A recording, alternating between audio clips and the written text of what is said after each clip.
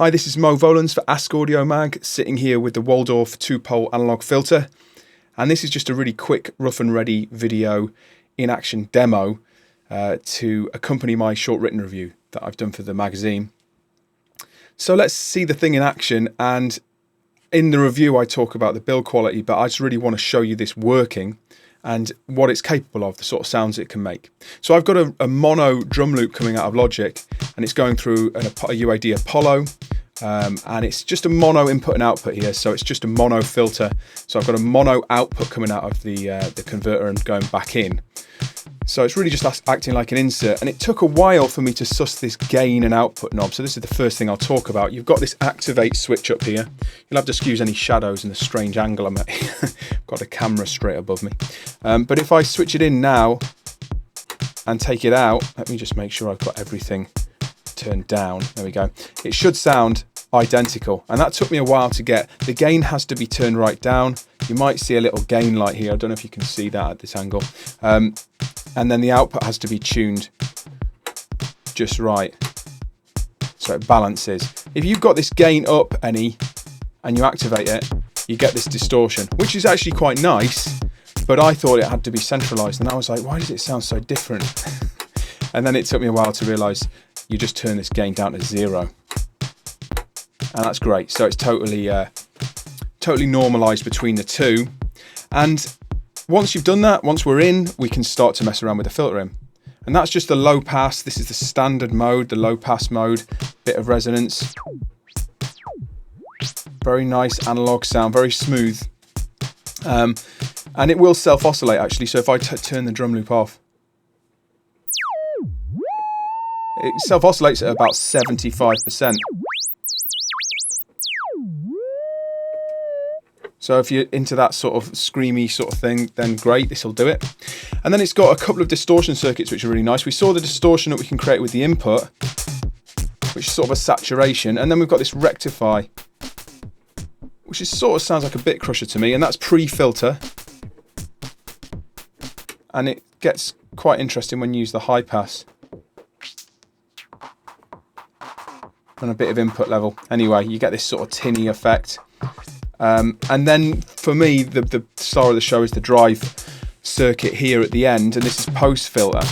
So if we start to add some crazy resonance, you get those mad harmonics, and you know, crank it all the way up.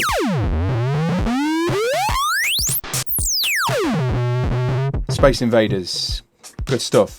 Then we've got a couple of different ways to modulate the signal. We've got an envelope mod, which is really cool, and this is this whole section down in the right here, and you can dial in the threshold. You can see it's starting to flash. It'll pick up the peaks of your signal, and then you can it's got an attack and decay envelope, and it's got a hold time, and it's got 3 different modes. And then if we start to dial this in, I'm going to put a bit of drive in to accentuate it. Bit of attack, bit more resonance. Really hear that, and it's really tight. It really picks up on the signal very nicely. Then if you want to trigger the whole envelope, or you can just do this, and it sort of turns it off, and then you've got an envelope mode down the bottom. Okay, great. So that's a really nice way to modulate it. I'm going to turn that off. That has to be central as well. Just keep an eye on these minus and plus.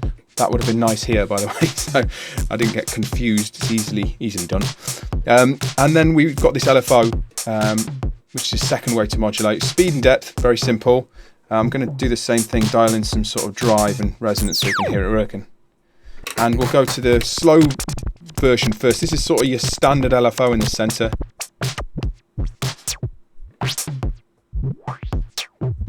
Then you've got a fast one, which is so fast that it sort of sounds like a bit crusher or like a ring modulator.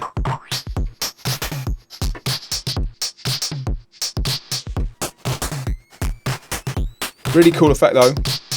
Really nice to have these extra effects, you know, that I wasn't expecting it. Then you've got Gemelich. Yeah, I'm sorry if I pronounced that wrong. The Gemelich mode. I've not actually read the manual, so you'll have to forgive me. But I think this is sort of like an effect mode.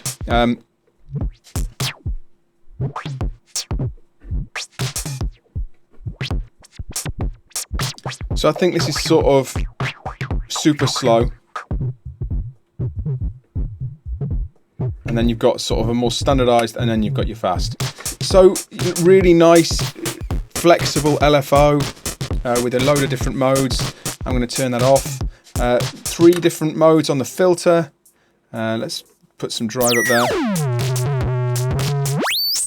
High pass, band pass, really nice, and obviously the standard low pass. Deactivate, everything just goes back to normal straight away. So really good for live use, really good for studio use. I think I'll be installing one in the studio. Really nice to have around just to get that bit of analog warmth straight into your DAW through an insert like this.